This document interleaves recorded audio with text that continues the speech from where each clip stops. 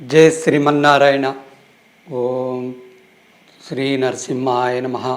ओम श्री नरसिम्हाय नमः। ओम श्री नरसिम्हाय नमः। Mayilosai YouTube channel அன்பர்களுக்கு ரசிக பெருமக்களுக்கு அடியேன் லக்ஷ்மி நரசிம்மன் ஜோதிடர் நமஸ்காரம். கார்த்திகை மாத ராசி பலன்.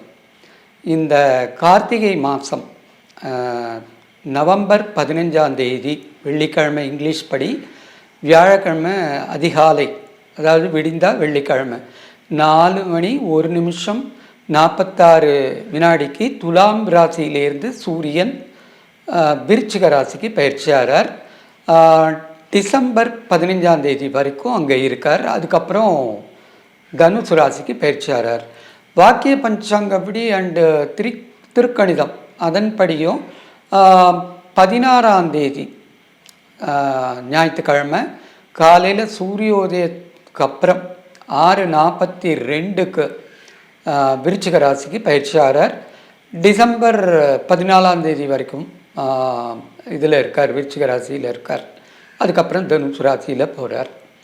இப்போது ஒவ்வொரு ராசிக்கும் ராசி பலன் என்ன அப்படின்னு பார்க்கறதுக்கு முன்னாடி ஒரு விஷயம், இந்த சூரிய உதயத்தின் போது, அதாவது கார்த்திகை மாதத்தில் சூரியன் விருச்சிக ராசிக்கு பெயரும்போது அந்த நேரத்தில் கிரக நிலைகள் அப்படின்னு பார்த்தா துலா லக்னம் வருது. 2ல், அதாவது விருச்சிகத்தில் சூரியனும் வக்கர புதனும் இருக்கு. அண்டு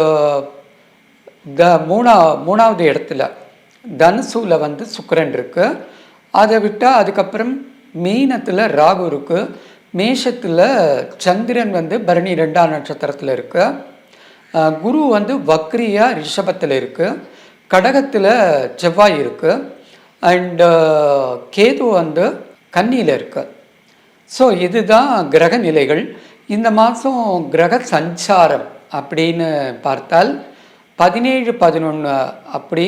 அப்போது அன்னைக்கு செவ்வாய் கடகத்திலேயே வக்ரகதியை அடைகிறார். புதன் வக்ரியா விருச்சிகத்திலேயே மேற்க மறைகிறார். டிசம்பர் 2ஆம் தேதி சுக்கிரன் தனுசு ராசியிலேருந்து மகர ராசிக்கு போகிறார். இதுதான் சஞ்சார நிலை. விருச்சிக ராசி ஜோசிகார அத்தனை பேரையும் விருச்சிக ராசிக்காரா பிடிச்சி திட்டிகிட்டே இருப்பாள். ஒரு தடவையாவது நீ நல்ல பலன் சொல்கிறீங்களாப்பா அப்படின்ட்டு. எல்லா ராசிக்காராலும் விருச்சிகம் தேள் மாதிரி கொட்டும், அப்படி இருக்கும், இப்படி இருக்கும், இந்த மாதம் அப்படி இருக்கும், அந்த மாதம் அப்படி இருக்கும் எல்லாம் சொல்லுவா. போதாததுக்கு இந்த மாதம் ஜென்மத்தில் ராசியில் சூரியன் வந்துடுது. ஏற்கனவே புதன் வக்ரியா இருக்கு. 7ல் குரு வக்ரியா பார்வை பார்க்கறது. ஒன்றுமே நடக்கலை சார், எல்லாமே கஷ்டம் சார். ஆமாம், 2ல் இருக்கிற சுக்கிரன் அவ்வளோவா நன்மை தரல. ஆனால் டிசம்பர் 2ஆம் தேதிக்கு அப்புறம் அது மகரத்துக்கு அப்படி போகும்போது உங்களுக்கு கொஞ்சம் தைரியம் வந்துடும். உங்கள் செயல்களில் ஒரு உற்சாகம் வந்துடும் டிசம்பர் 2ஆம் தேதிக்கு மேலே. அதே போல் உங்கள் ராசியாதிபதி கேது, என்னப்பா கேதுன்ற செவ்வாய் தானே ராசியாதிபதி அப்படின்னா, விருச்சிகத்துக்கு மட்டும் 2 ராசியாதிபதி, கும்பத்துக்கு 2 ராசியாதிபதி, விருச்சிகத்துக்கு 2 ராசியாதிபதி. விருச்சிகத்துக்கு செவ்வாய் ஒரு ராசியாதிபதி, கேது ஒரு ராசிபதி. செவ்வாய்க்கு அனுபவ பாக்கியத்தை மட்டும்தான், அதிகாரம் கிடையாது. அதுக்கு மேஷத்தில் தான் அதிகாரம், மேஷத்தில் மூல திரிகோணம் எல்லாம். அதனால் அந்த செவ்வாய் நீச்சமாக இருக்குங்க, அந்த மாதிரி சொல்லாதீங்க. மகாபெரிவா சொல்லாத கிரகத்தை பழிக்காதேங்கிறார். நீச்சம் இல்லை. அந்த செவ்வாய் பார்த்தீங்கன்னா உங்கள் ராசிக்கு 9ல் இருக்கார், ஒரு பலமாக இருக்கார். 11ல் கேது இருக்கார். 11ல் எல்லாரும் லாபம் வா. அப்படி இருந்தால் நீங்கள் லாஸ்ட் 1 இயராக எக்கச்சக்கமாக கோடிக்கணக்கில் பணத்தை சம்பாரித்து சந்தோஷமாக இருக்கணும். இல்லை, 11ஆம் இடம்ங்கிறது 6ஆம் இடத்துக்கு 6ஆம் இடம். அதாவது 6ஆம் இடம் செவ்வாயோட வீடு, அதுக்கு 6ஆம் இடம். அண்டு செவ்வாயை பார்க்கறது கேது. அதனால உங்களுக்கு கஷ்டங்கள் இருக்கத்தான் செய்யும். ஒரு 50% நல்லதும் நடக்கும். நம்ம யார் மூலமாவது அதிர்ஷ்டம் வரும். ஏதாவது ஓடின்னு இருக்கும். மருத்துவ செலவு மட்டும் கொஞ்சம் ஜாஸ்தியாக இருக்கும். உடம்பை கவனிச்சுக்கணும், மனசை கவனிச்சுக்கணும். குலதெய்வ வழிபாடு. அதே போல் உங்களுக்கு கேதுவும் ராகுவும் படுத்துறது. அப்போ ராகுக்கு தப்பு பண்ணலைன்னா கிருஷ்ணாதிபதி. ஆனால் பயம், அச்சம், வெறுப்பு இதெல்லாம் இருந்தது மனசில் அப்படின்னா அதுக்கு துர்க்கை அதிபதி காளின்னு சொல்லுவாள். அப்போ நீங்கள் என்ன பண்ணணும், ராத்திரி படுத்துக்கு போகிறதுக்கு முன்னாடி ஒரு 5 நிமிஷம் பார்த்து உட்காந்து ஓம் க்ரீம் KREEM க்ரீம் க்ரீம் க்ரீம் காளிகை ஸ்வாஹா அப்படின்னு சொல்லணும். காளியை நமஸ்காரம் பண்ணணும். என்னுடைய பயத்தை போக்கு, என்னுடைய கஷ்டங்களை போக்கு. அந்த காளியை நம்பி ஓம் க்ரீம் க்ரீம் க்ரீம் காளிகை ஸ்வாஹா 108 தடவை சொல்லிட்டு படுத்துக்கோங்க. பகலில் குலதெய்வத்தை வழிபாடுங்க. பெருமாள் ஜெயிக்கும் போது காத்தால குளிச்சுட்டு எழுந்த சுவாமி கும்பிடும்போது உங்கள் குலதெய்வம் இஷ்ட தெய்வம் எல்லாத்தையும் பிரார்த்தனை பண்ணிக்கோங்க. மற்றபடி உங்களுக்கு நன்னா இருக்குது. இன்னொரு வழி சொல்லித்தரேன். இது ஏற்கனவே எல்லாருக்கும் தெரிஞ்ச வழி. நடுவில் அதை விட்டுட்டா, எல்லாரும் சொல்கிறதே விட்டுட்டா. அதை எல்லாரும் சந்திராஷ்டமத்தை பிரித்து பண்ணிட்டு இருக்கா. சந்திரன் அஷ்டமத்தில் வரும்போது படுத்தும். உங்களுடைய நட்சத்திரத்துக்கு, ஜென்ம நட்சத்திரத்துக்கு 17வது நட்சத்திரம் வரும்போது தான் சந்திரன் கொஞ்சம் படுத்தும். அதுவும் எல்லாருக்கும் படுத்தாது. சந்திராஷ்டமத்தை விட வேறு சில நட்சத்திரங்கள், தாராபலன்னு சொல்லுவா, அந்த நட்சத்திரங்கள் உங்களை படுத்தும், நிஜமாவே படுத்தும். அதை ஜாக்கிரதையாக அது தெரிஞ்சுட்டு உஷாராக இருந்ததுன்னா உங்களுக்கு வாழ்க்கையில் கஷ்டம் வராது. அது என்னன்னு ஸ்க்ரீனில் கொடுத்துருக்கேன். தாராபலன்னு சொல்லுவா.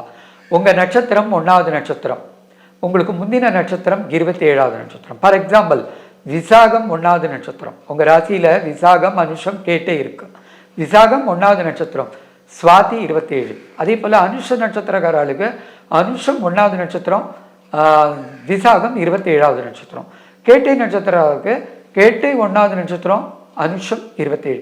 இப்போது அஸ்வினிலேருந்து ரேவதி வரைக்கும் எழுதிக்கோங்க. அஸ்வினி 1, ரேவதி 27ன்னு சொல்கிறா இல்லையா, அதுக்கு பதிலாக உங்கள் நட்சத்திரம் 1, அதுக்கு முந்தின நட்சத்திரம் 27. 2, 3, 4, 5, 6ன்னு எழுதிடுவாங்க. இதில் அடியேன் சொல்கிற நட்சத்திரத்தெல்லாம் நம்பர்களை, அந்த 1, 2ன்னு எழுதிருந்தால் அந்த நம்பர்களை ரெட் கலரில் ரவுண்ட் பண்ணிக்கோங்க.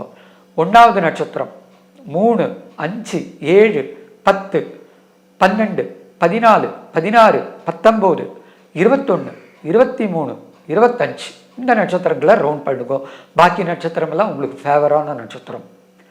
இதில் இந்த ரவுண்ட் பண்ண நட்சத்திரத்தில் எந்த ஒரு புது செயலும் பண்ணாதீங்க. ரொம்ப ஜாக்கிரதையாக பண்ணுங்க. அவசியமாக இருந்தால் ரொம்ப நிதானித்து யோசித்து ஒரு தடவைக்கு 4 தடவை யோசித்து பெரியவாளை ஒரு ஆலோசனை கேட்டுட்டு பண்ணுங்க. நல்லவங்கள்ட்ட ஆலோசனை கேட்டுட்டு பண்ணுங்க. ஏன்னா டக்குன்னு அது ஒரு கெடுதலை கொடுத்துரும். ஜாக்கிரதையாக இருக்கணும். அதே போல் இந்த விருச்சிக ராசியில் சர்வதோஷம் இருக்குது சார், ராகுதோஷம் இருக்குது, நாகதோஷம் இருக்குது, லக்னத்தில் ராகு, 2ல் ராகு, 5ல் ராகு, 7ல் ராகு, 8ல் ராகு, இந்த மாதிரிலாம் சொல்லுவாள்.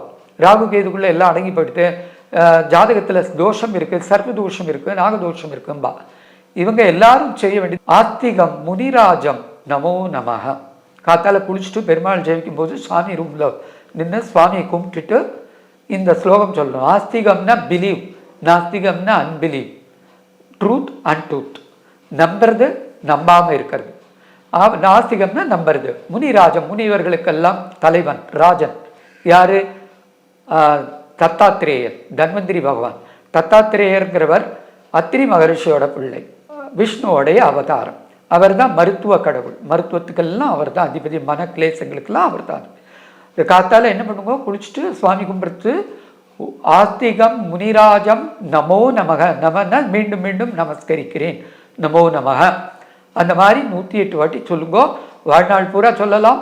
அட்லீஸ்ட் இந்த மாதம் சொல்லுங்க, நல்லதாக இருக்கும். விருச்சிக ராசிக்கு ஒரு 50% பலன் கிடைக்கும். தைரியமாக இருங்கோ. கஷ்டம் சொல்கிறேன்னு நினைக்காதீங்க. கொஞ்சம் ஜாகிரதையாக இருக்கும். நாராயணா. உங்கள் வியாபாரத்தை இன்னும் மேம்படுத்த விளம்பர வண்டி தேவைக்கு எங்களிடம் அணுகவும்.